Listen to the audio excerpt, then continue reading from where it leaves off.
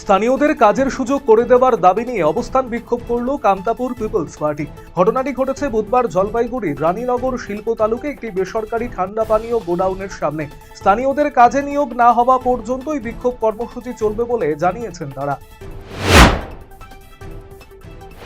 শিলিগুড়িতে শিব মন্দিরে প্রকাশ্য দিবালোকে রাস্তায় ঠিকানা জিজ্ঞেস করার অছিলায় এক মহিলার গলার চেন এবং হাতের চুড়ি ছিনতাই করে চম্পট দিয়েছিল দুই দুষ্কৃতী। তবে হলো না শেষ রক্ষা। স্থানীয়দের তৎপরতায় ওই দুই দুষ্কৃতীকে পাকড়াও করে পুলিশের হাতে তুলে দেওয়া হলো।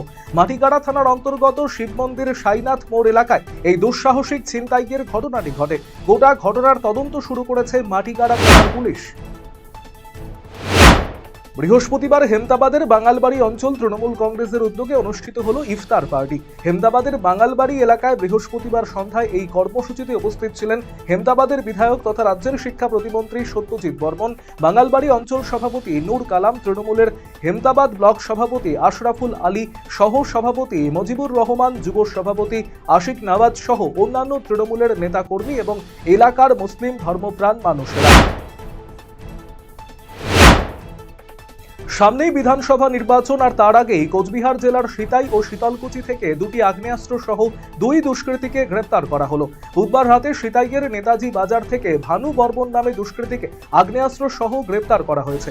পাশাপাশি একই রাতে শীতলকুচির একটি গ্রাম থেকে আব্দুল খালেক মিয়াকে আগ্নেয়াস্ত্র সহ গ্রেপ্তার করা হয়েছে। তার কাছ থেকে 52 গ্রাম ইয়াবা ট্যাবলেট এবং 122 বোতল নিষিদ্ধ ফেন্সিডিল উদ্ধার করেছে পুলিশ।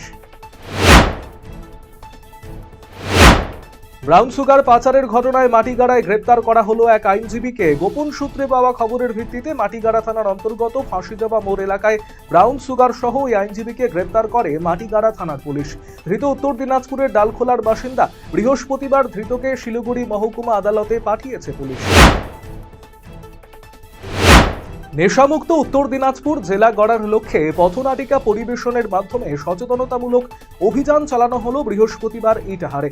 এদিন জেলা নারী ও শিশু উন্নয়ন এবং সমাজ কল্যাণ দপ্তর পশ্চিমবঙ্গ একটি নাট্যদল ইটাহার বাস টার্মিনাস এলাকায় পথনাটিকার মাধ্যমে নেশামুক্ত সমাজ গড়তে সাধারণ মানুষকে সচেতন করেন।